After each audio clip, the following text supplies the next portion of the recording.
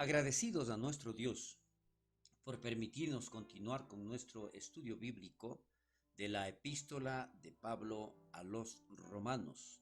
Estamos en el capítulo 3 y hoy estaremos revisando su tercera parte.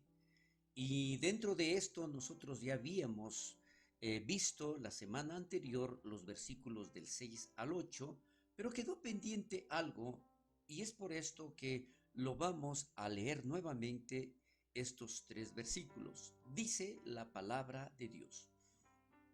Versículo 6. En ninguna manera, de otro modo, ¿cómo juzgaría Dios al mundo?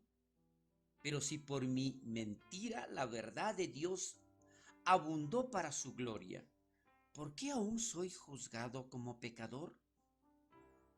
Y el versículo 8 también pregunta y dice, ¿y por qué no decir, como se nos calumnia y como algunos cuya condenación es justa, afirma que nosotros decimos, hagamos males para que vengan bienes? Esta es la bendita palabra de Dios, para lo cual repetimos esta frase, pero si por mi mentira la verdad de Dios abundó para su gloria, ¿por qué aún soy juzgado como pecador? En esto Pablo vuelve a establecer o va ampliando esta objeción con relación a el modo de pensar o la mala interpretación que las personas pueden realizar, en donde dice, si Dios se glorificara a sí mismo a través de mi mentira, ¿cómo puede juzgarme? Ya que ya que parezco aumentar indirectamente su gloria. Entonces, mientras yo miento, mientras yo peco, la gloria de Dios se aumenta. Mire, y esto no es así. ¿Por qué? Vamos precisamente a explicarlo de la mejor manera. El hecho es de que mientras yo hago males, ¿será que eso beneficia a alguien? ¿Será que de forma indirecta por algo malo que yo hice, alguien pudo ser beneficiado? Mire, y en esto nosotros nos vamos a dar cuenta y vamos a repetir esta frase. Hagamos males para que vengan bienes.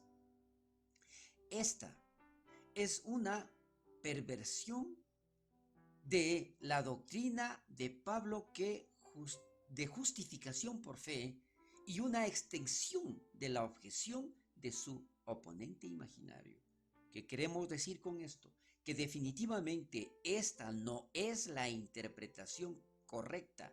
Esto no es lo que Pablo quiere decir, que mientras nosotros hacemos males alguien sale beneficiado o simplemente yo miento y la gloria de Dios se aumenta. No. Si tomas la manera de pensar de muchas personas, no solamente en este caso del supuesto adversario que Pablo tiene, ¿no es cierto? El hecho es de que nos alejamos y terminaríamos diciendo, pequemos lo más que podamos para que Dios pueda ser glorificado aún más. ¡Qué absurdo! Esto nos muestra que una manera de examinar una enseñanza es necesario extender su significado y consecuencias y ver dónde realmente esto termina. Entonces no se trata simplemente de interpretar o de querer darle cierta interpretación para comodidad y beneficio de alguien. No. Aquí vamos a ver exactamente, si yo miento, si yo peco, ¿va a traer esto consecuencias? Desde luego que sí. Entonces, allí es precisamente en donde vamos a profundizar y vamos a darnos cuenta exactamente de lo que aquí Pablo quiere mencionarnos. Dice, por supuesto que hagamos males para que vengan bienes, no era la enseñanza de Pablo. Tengamos muy presente esto.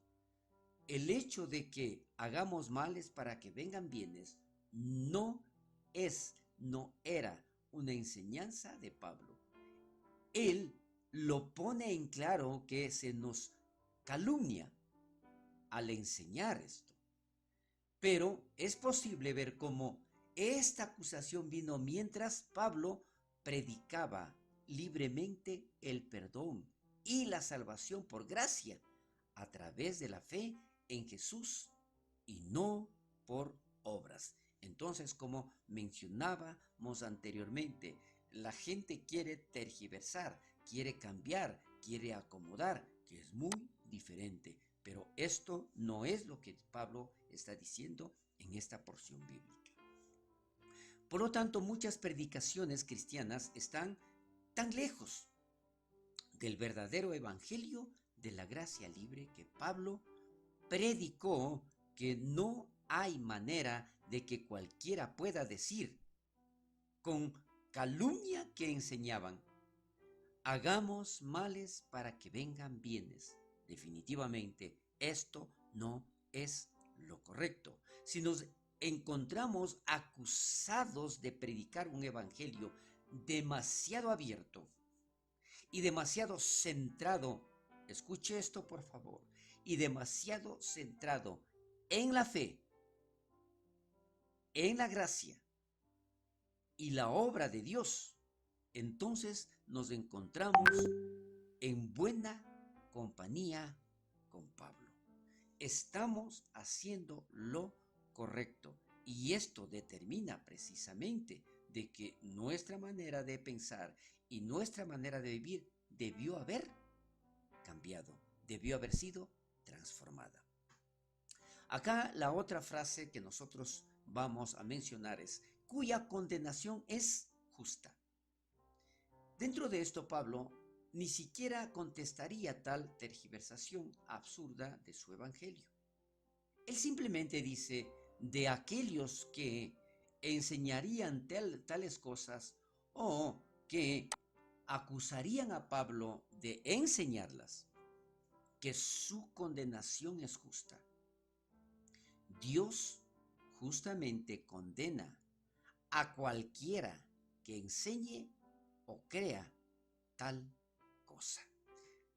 Por lo tanto, aquí vamos a ampliar un poquito más referente a esta parte.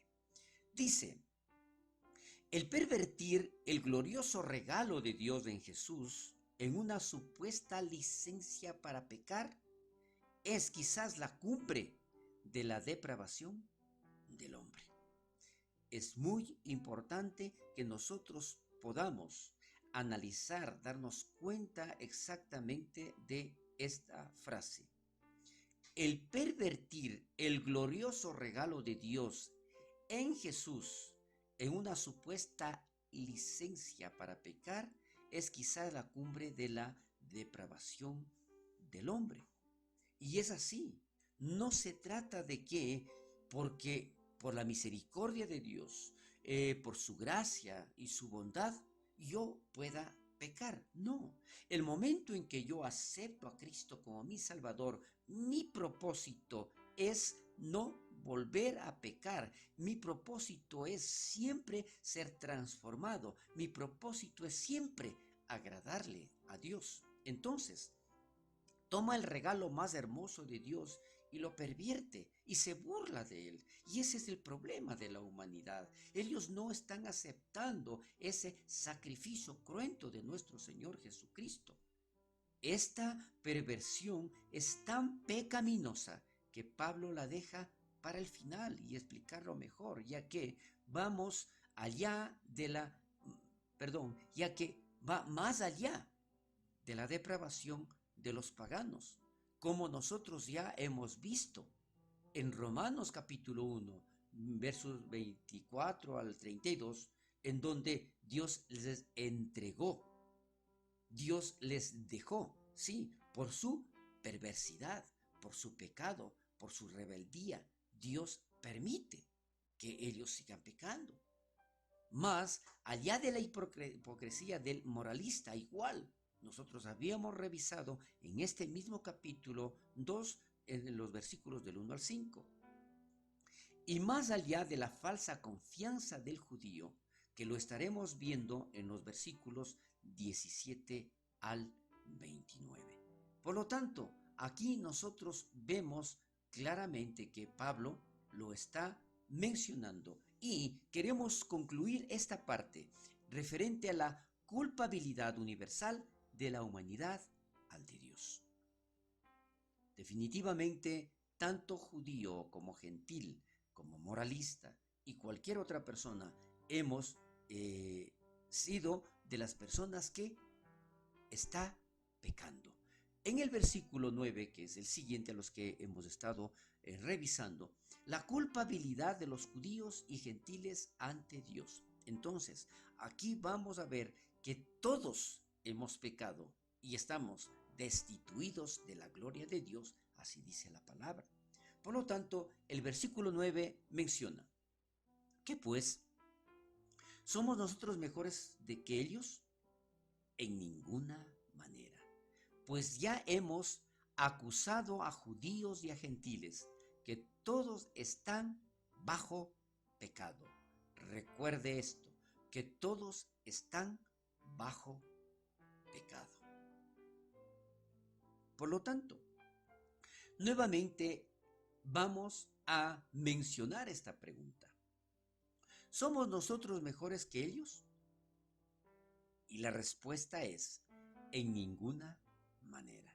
Ya que Pablo era judío por nacimiento y herencia, lo que está corroborando en el libro de Filipenses capítulo 3, versículos del 4 al 6. Cuando él dice nosotros, él se refiere a nosotros los judíos. El punto es que, por naturaleza, el judío no está mejor con Dios que el pagano o el moralista. Entonces, ¿qué es lo que está haciendo aquí? Pablo demuestra que tanto el pagano como el moralista, e inclusive el judío, todos están bajo pecado y por lo tanto bajo condenación. Aquí nosotros podemos ver claramente entonces qué es lo que Pablo nos está mencionando. Esta frase corta, pero que debemos entenderla muy bien, bajo pecado, es una frase poderosa y habla de nuestra esclavitud al pecado. Recordemos esto. Literalmente significando bajo pecado, vendido bajo pecado. Por naturaleza, cada persona sabe lo que es ser esclavo del pecado. Repito, por naturaleza, cada persona sabe lo que es ser esclavo del pecado, tanto judíos como gentiles. Y aquí es donde exactamente, para ampliar un poquito más esta parte, vamos a ver de los comentaristas bíblicos, tanto de Pule, donde él menciona, dice, bajo el poder del pecado, pero mayormente bajo la culpa del pecado, que esto implica que definitivamente no es solamente que lo estamos leyendo, lamentablemente, la mayor parte de la humanidad está bajo la culpabilidad del pecado. También tenemos acá otro comentario y es el comentario de Morris referente a esta frase, bajo pecado. Morris dice, él está considerando al pecado como un gobernante tirano. Así que los pecadores están bajo él. ¿Bajo quién? Bajo el tirano. Y para tener mucho más claro, vamos a ver en la Biblia de Jerusalén, declara de esta manera, bajo el dominio del pecado. Entonces, ellos no se pueden liberar. Es la forma como se ha manifestado esta culpabilidad, tanto de judíos como gentiles, ante Dios. Hasta aquí llegamos con nuestro estudio bíblico de esta semana. Bendiciones.